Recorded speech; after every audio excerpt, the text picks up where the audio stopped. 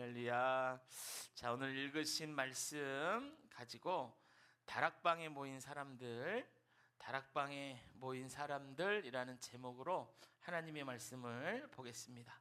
자, 이게 지난주에 나눴던 설교의 내용인데요. 한번 PPT 보시면서 어떤 말씀 나눴었는지 한번 생각해 봅시다.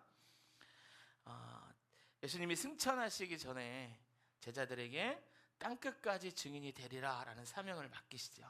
이 증인은 헬라어로 마르투스, 순교자라는 말의 어원이 되는 아주 무거운 부르심이라고 할 수 있습니다. 그런데 정작 그 제자들은 어땠습니까? 이 부르심을 감당할 준비가 되어지지 않았습니다. 그래서 예수님이 승천하셨을 때 제자들은 목이 뻐근하도록 하늘만 쳐다보고 아무것도 못하고 있었죠.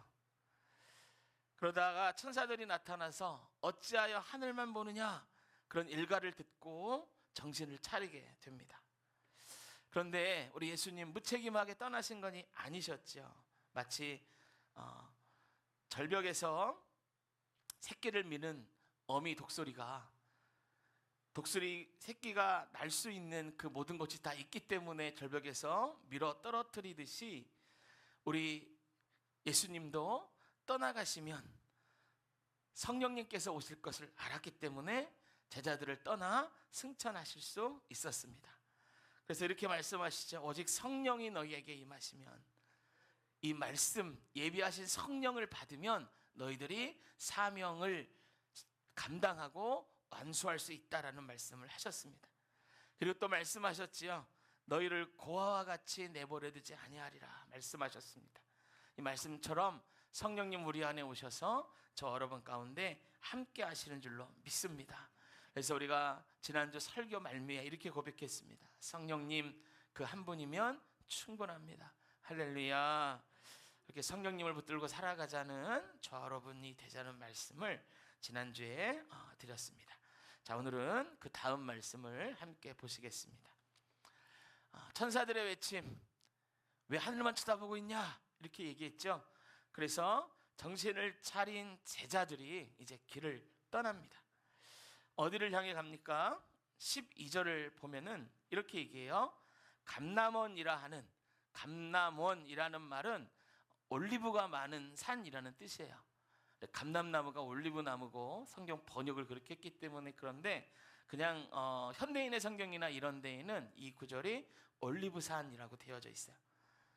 감람원이라 하는 산으로부터 예루살렘에서 돌아오니 이 산은 예루살렘에서 가까워 안식일에 가기 알맞은 것이라, 이렇게 기록해 놓았어요. 감람원에서부터 예루살렘으로 돌아온 거예요. 예루살렘으로 돌아오는 과정을 이렇게 기록하죠. 예루살렘이 가까워 안식일에 가기에 알맞은 길이라. 이때가 안식일이라고 얘기를 하잖아요. 유대인들은요, 안식일에 1km 이상을 걸어갈 수 없었어요. 왜 그랬을까요? 안식일은 일을 하면 안 되기 때문에 1km 이상을 걸어갔을 때 안식일에 일한 것으로 생각했어요. 그래서 1km 이상 걸어가면 안식일을 범했다라는 생각이 있었기 때문에 유대인들은 절대로 이 안식일에 1km 이상을 걷지 않습니다. 그런데 오늘 본문에 예루살렘에 가까워 안식일에 가기 알맞은 길이란 무엇을 얘기하나?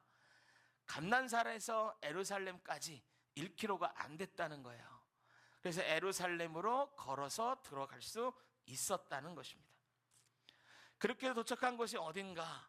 13절에 보니 이렇게 얘기하죠. 그들이 유하는 다락방에 올라가니, 이렇게 말해요. 제자들이 전에부터 머물고 있었던 다락방이 있었어요. 그곳으로 다시 들어간 것이요. 그 다락방은 예루살렘에 있습니다. 여러분, 다락방 하면 뭐가 생각이 납니까? 전에는 집들에 다 다락방이 있었어요. 그죠? 저희도 이제 명절에 가면 큰 집에 다락방이 있었는데, 이제 명절날 전에, 하루 전에 가죠. 그러면은 어머니와 그 큰어머니가 막 명절 음식을 많이 합니다. 손님들이 많이 오기 때문에 많은 음식을 해놓으면, 옛날은 냉장고도 작고 그러니까 보관할 데가 많지 않습니다. 근데 저희 큰 집의 그 다락방은 외부로 큰 창이 하나 있었거든요. 그러니까 선선한 바람이 계속 들어오는 거예요. 그러면 거기에다가 음식을 다 올려놓는 거죠. 그래서 제가 생각하는 다락방은 맛있는 게 가득한 곳이에요. 그럼 제가 몰래 가서 음식을 하나씩 빼먹죠. 그 재미가 쏠쏠한 거예요. 그래서 다락방은 넓지는 않지만 제 생각에는 선선한 바람이 불어보는 아주 아늑하고 따뜻한, 그리고 맛있는 것이 많은 그런 곳이라는 기억이 있습니다. 오늘 본문에 보면요, 제자들이 이 다락방으로 갔다라고 기록을 해요. 저는 처음에 이 성경 구절을 읽을 때 마음속에 이러한 궁금증이 있었습니다. 본문에 보면 이 다락방에 120명이나 모였다라고 되어 있는데, 아니 어떻게 이 다락방에 120명이나 모이나 하는 거예요. 제 경험 속의 다락방은 그렇게 크지 않거든요. 혼자 들어가서 쉬기 적당한 아늑한 곳인데, 아니 어떻게 이 다락방에 120명이나 들어가냐 말이죠. 많이 양보해서 아주 큰 다락방이 있다라고 생각해 봅시다. 그래봤자 다락방은 다락방이죠. 이곳에 120명이 막 들어갈라 치면은 서로 막 발을 밟고 막 난리가 났을까. 그 좁은 계단을 어떻게 올라갔을까, 이런 생각도 들어요. 신발을 벗어놓고 들어갔다고 생각해 보십시오. 근데 나올 때 자기 신발 찾아야 돼요. 그럼 더 난리가 막 나는 거죠. 그래서 저는 다락방에 120명이 들어갔다라는 게 상상이 되지 않은 거예요. 그런데 제가 성경 공부를 하면서 이 부분에 대해서 공부하면서 오해가 풀렸어요. 여러분, 이스라엘의 다락방은 우리가 생각하는 우리나라 집들의 다락방과 구조가 전혀 다릅니다. 1세기 이스라엘의 집의 그 구조는요, 1층이 집이라면 2층 집 전체가 다 다락방이에요. 그러니까 큰 집에 손님을 맞이하려고 만들어 놓은 응접실이 2층에 있는데요, 그 큰 2층 전체, 그 연회장을 다락방이라고 한 거예요. 그러니까 우리가 생각하는 다락방의 개념이 아니죠. 그러니까 이 번역을 다락방이라고 하기보다는 좀 연회장 이렇게 얘기했으면 이해가 더 쉬웠을 거예요. 저 같은 오해가 없었겠죠. 근데 성경이 다락방이라고 얘기하니까 제가 계속 다락방이라고 말할 텐데, 여러분 이미지는 우리가 생각하는 그런 게 아니라 2층 집에 2층 전체를 얘기하는구나 생각하시고 들으시면 될 것 같아요. 여러분, 이 예수님 승천하시고 제자들이 갔던 길과 모였던 장소를 생각하면요, 모두가 다 알맞아요. 안식일에 1km 이상 갈 수 없는데 1km 안에 예루살렘이 있었고, 또 120명이나 들어갈 수 있는 큰 다락방이 있는 집이 또 그 거리에 있었다는 거예요. 그러니까 이 모든 것들이 마치 우연이라면 딱딱 맞아 떨어지듯이 그렇게 준비되어 있더라는 거예요. 그러니까 여러분, 이것은 하나님이 예비해 두신 것인 줄로 믿습니다. 할렐루야. 여러분, 이런 예비하심은 장소에만 국한되지 않죠. 사람에게도 예비하심이 있어요. 그래서 장소만 덜그러니 있는 것이 아니라 그 장소를 채울 사람까지도 우리 하나님이 예비해 두신 줄로 믿습니다. 할렐루야. 그래서 여러분, 오늘 본문에서 중요한 건 이거죠. 그 장소, 거기가 중요한 게 아니라 그 안에 있었던 사람들이 더 중요한 거예요. 그 안에 있는 사람들 너무나 중요하죠. 이것을 알 때에 이런 질문이 가능해져요. 본문을 보면서 과연 이곳은 누구를 위하여 예비되었을까 하는 거예요. 이 다락방이 어떤 사람들을 위하여 예비되었을까 하는 것입니다. 그래서 오늘 본문도 이 다락방 안에 있는 사람들에 대하여 자세하게 다루고 있는 것들을 보게 되어집니다. 여러분, 이 다락방 안에 있는 사람들을 기록한 13절부터 14절까지 보면 이 다락방 안에는 아주 다양한 인물군들이 함께 있었다라는 걸 보게 돼요. 자, 오늘은 이 13절과 14절 안에 있는 사람들, 성경이 언급한 사람들만 제가 중심적으로 말씀을 드리도록 하겠습니다. 그러면서 우리가 생각하며 보는 거예요. 과연 이 다락방은 누구를 위하여 예비되어져 있을까? 자, 첫 번째 인물군이 13절이죠. 여러분, 13절의 명단은 다 낯이 익은 사람들이죠. 처음 보는 명단들 아니죠. 다 예수님의 제자들입니다. 13절에 보면, 여기에 보면 야고보의 아들 유다가 나오는데, 이 사람 가롯 유다 아니에요. 가롯인 유다는 죽어서 없고, 그러니까 예수님의 제자 중에 유다가 둘이 있었어요. 그 중에 하나가 가롯 유다, 또 하나가 야고보의 아들 유다인 거예요. 그러니까 이 명단은 가롯 유다를 제외한 11명의 제자들이 적혀 있는 것입니다. 첫 번째, 그 다락방 안에는 예수님의 제자들이 있었습니다. 여러분, 지난주까지 봤던 제자들 모습 기억하시나요? 제자들은 예루살렘 그 예수님 승천하고 나서 갈릴리로 돌아가지 않았어요. 놀랍게도 예루살렘으로 돌아왔습니다. 그들이 지금 순종의 자리에 있는 거예요. 예수님과 마지막으로 만난 그 만남 뒤에 갈릴리로 돌아가지 않고요, 목이 뻐근해지도록 하늘만 쳐다보던 그들이 다시 예루살렘으로 돌아왔어요. 여러분, 이건 무엇이냐? 하나님, 우리 예수님의 말씀에 순종한 것입니다.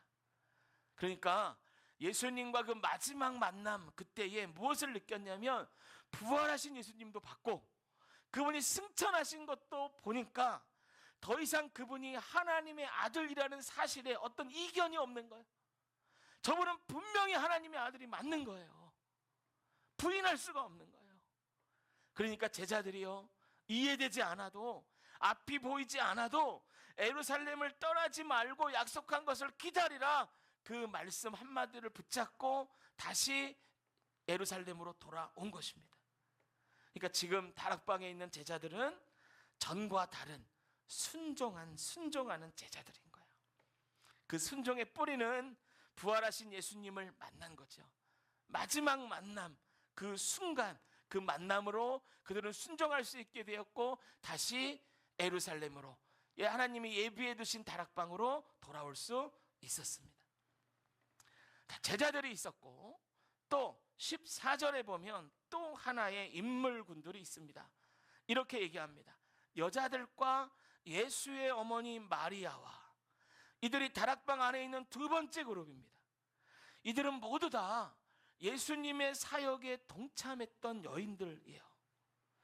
여러분, 예수님께서 십자가 지시기 전 지금 현재 있는 이 다락방 안에서 했던 일이 있습니다.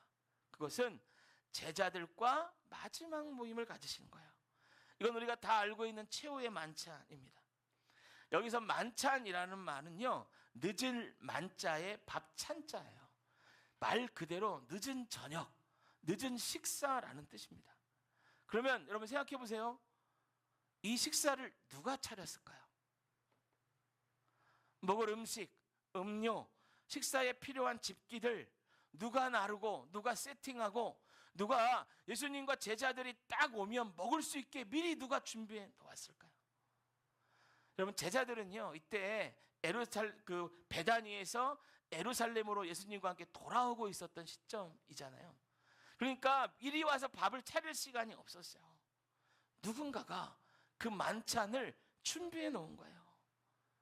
저는 아마도 이 여인 그룹들 중에 여러 사람들이 그 집의 하인들과 함께 밥상을 차리지 않았나 생각이 돼요.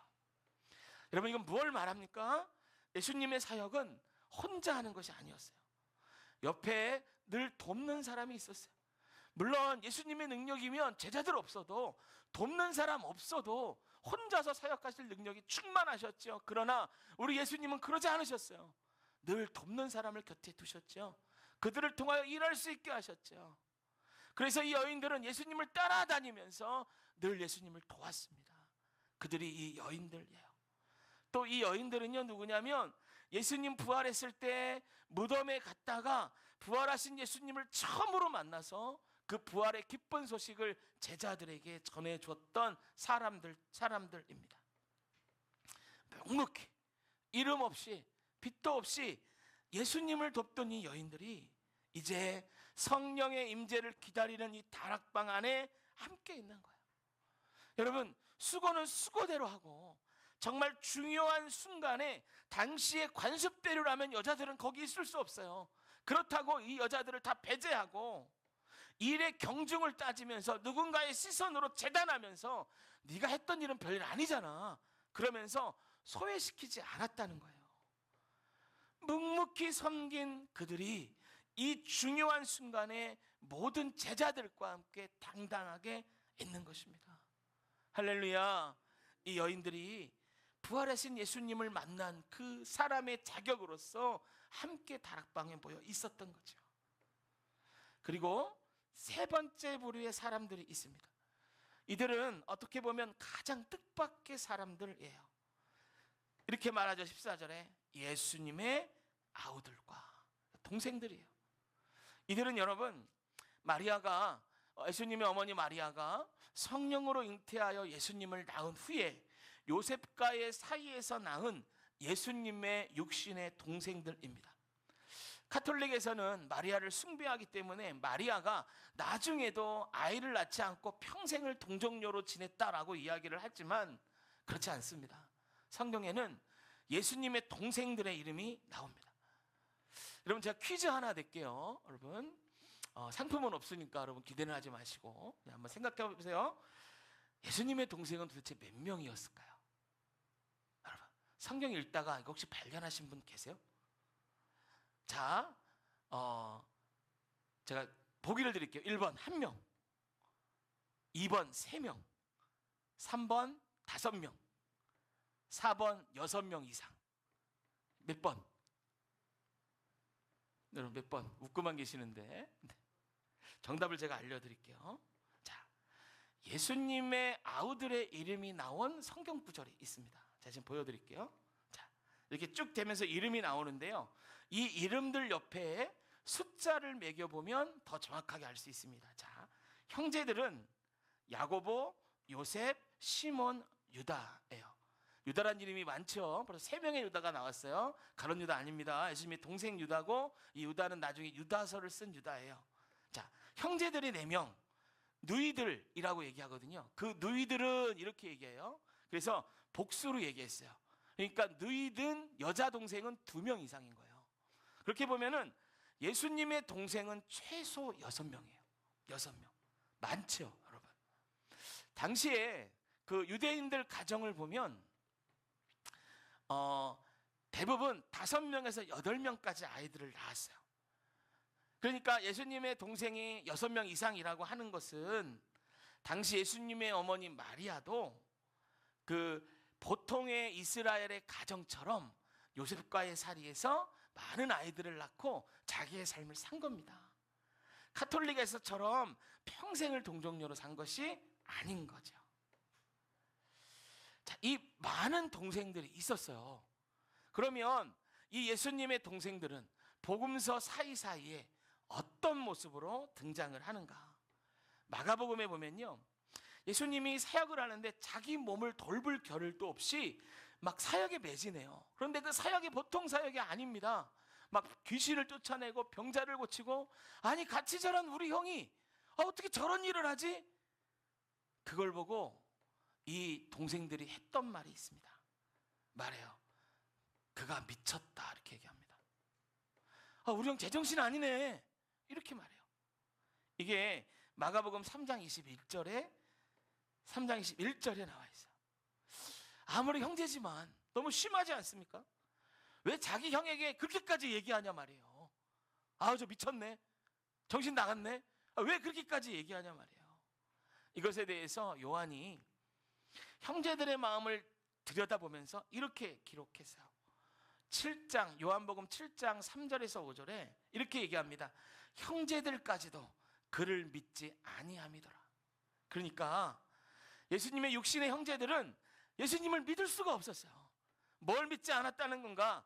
예수님이 메시아이며 구원자이시고 하나님의 아들이라는 걸 믿지 못했어요. 당연히 그랬을 거라고 생각이 돼요. 아니 어렸을 때부터 같이 자란 형이 갑자기 하나님의 아들이래. 막 기적을 일으켜. 그 믿을 수가 없는 거야. 저게 어디서부터 왔는지 헷갈리는 거예요. 그러니까 예수님을 인정할 수 없었고요. 인정할 수 없으니 이해되지 않았고, 이해되지 않으니 미쳤다라고 말할 수밖에 없었어요. 여러분, 이런 상태에서 예수님이 십자가에 죽으셨어요. 당시 십자가는 정치범들이 매달리는 사형 도구예요. 그러니까 로마의 입장에서 보면 예수님은 그 자기가 다스리는 속국을 소동케 한 정치범 중에 하나였던 거예요. 그래서 예수님을 십자가에 못 박아 죽게 한 것인데, 여러분 그때의 로마 사회에는 연좌제가 있었습니다. 옛날에도 그런 거 있었죠. 우리도 뭐 부모님 중에 누가 빨치산이면 출세도 못하고 있었잖아요. 그런 거 부모가 막 하면, 지금도 어떤 집안에 누가 막 전과가 있고 막 무슨 큰 죄가 있으면 그것 때문에 꺼려지는 마음이 있잖아요. 근데 이때는요 엄격한 연좌제가 있었어요. 예수님의 동생들이요, 형이 정치범으로 죽은 거예요. 그러면 이 동생들은 다 요주의 인물로 분리됐어요. 이게 무슨 말이냐면 형 때문에 출세길이 막힌 겁니다.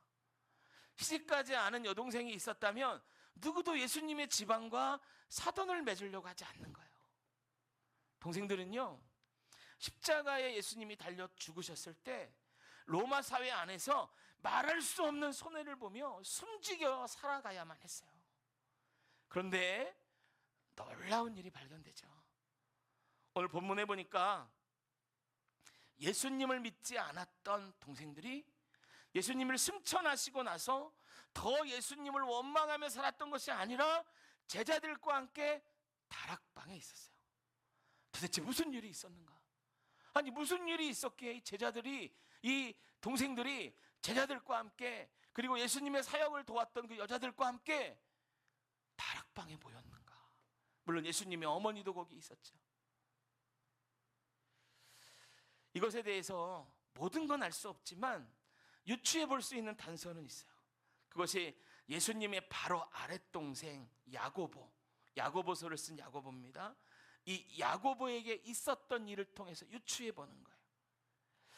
고린도전서 15장 3절부터 7절에서 예수님께서 부활하시고 직접 찾아가 만났던 사람들의 명단을 바울이 거기에 기록해 놨거든요. 누구누구를 만났다, 그리고 500여 형제들에게 일시에 나타났다, 그러면서 그 예수님이 부활하시고 만난 사람들을 기록해 놨는데 거기에 보면 야고보의 이름도 들어갔어요. 그 후에 야고보에게 보이셨으며 그 후에 모든 사도에게 와. 그러니까 예수님의 제자들을 만나러 가기 전에 예수님이 누굴 먼저 만났냐? 동생 야고보를 먼저 만났어요. 여러분, 이 만남이 야고보를 변화시킵니다. 우리 형 미쳤어 라고 얘기했던 그 입술이 예수님을 주라고 고백합니다. 나의 주님이시여, 당신이 하나님이십니다. 이렇게 고백합니다. 부활하신 예수님을 만나니 그분이 하나님의 아들이라는 것을 깨닫고 믿게 되더라는 거예요. 할렐루야. 그래서 여러분, 이 동생들이 지금 함께 있는 거예요. 아마 동생들 모두에게 나타나셨을 수도 있고, 형 야고보에게서 밑에 동생들이 야, 예수님이 우리가 알던 형이 아니야, 나 그분 만났어 라는 이야기를 듣고 동생들도 회심했을 수도 있겠죠. 그래서 오늘 본문에는 예수의 아우들이라고 복수로 적어놓은 거예요. 여러분, 마가의 다락방 안에는, 그 하나님이 예비해 놓으신 그 장소 안에는 지금까지 얘기하는 이런 사람들이 있었어요. 이제 여러분, 우리가 마가의 다락방을 한번 천천히 우리 상상력을 동원해서 둘러봅시다. 거기에는 예수님이 승천하시고 그때 마지막으로 예수님을 만나고 하나님의 아들임을 확신한 제자들이 있습니다. 한번 상상해 보세요. 마가의 다락방을 상상해 보세요. 여러분, 저 보지 마시고 눈은 뜨시고 감지 마시고 상상해 보세요. 한쪽에는 예수님의 제자들이 있어요. 그리고 한쪽에는 마리아와 예수님의 사역을 도왔던 여자들이 있어요. 이들은 부활하신 예수님을 가장 먼저 만난 사람이죠. 이름 한 줄 남기지 못할지 모르지만 예수님 곁을 묵묵히 지켰던, 그리고 또 한 무리가 있는데 거기에는 자기 형을 미쳤다고 했던 동생들이 있어요.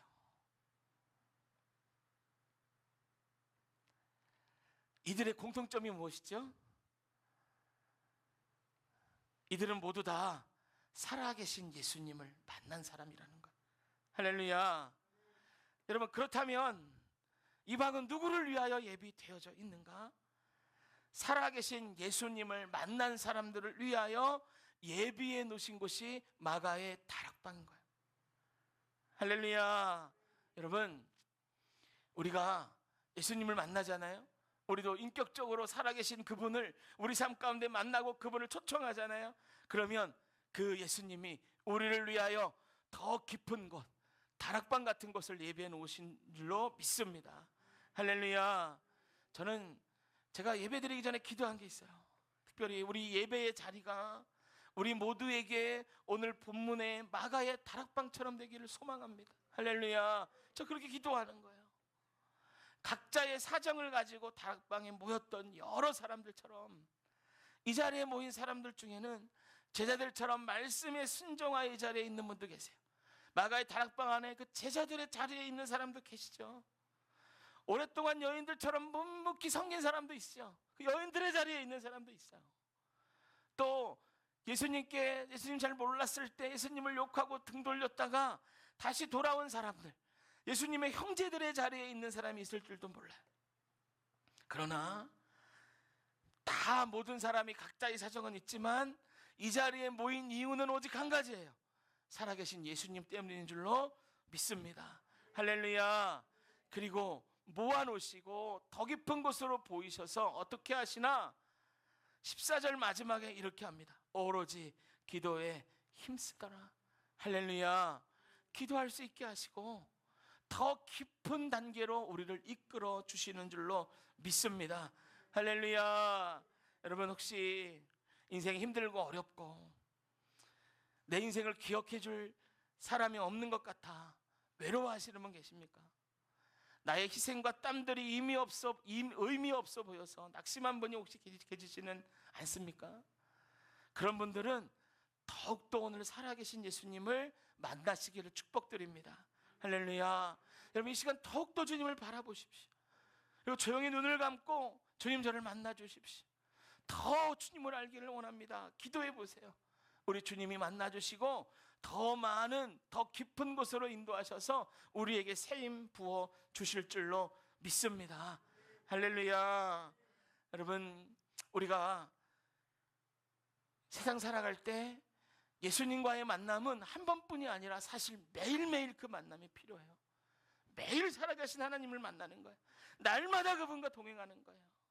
그 만남이 2000년 전 예수님을 만난 자들을 살아나게 하셨던 것처럼, 그리고 예비된 다락방으로 인도했던 것처럼 우리를 위하여 예비된 새로운 다락방으로 우리를 인도하여 주실 줄로 믿습니다.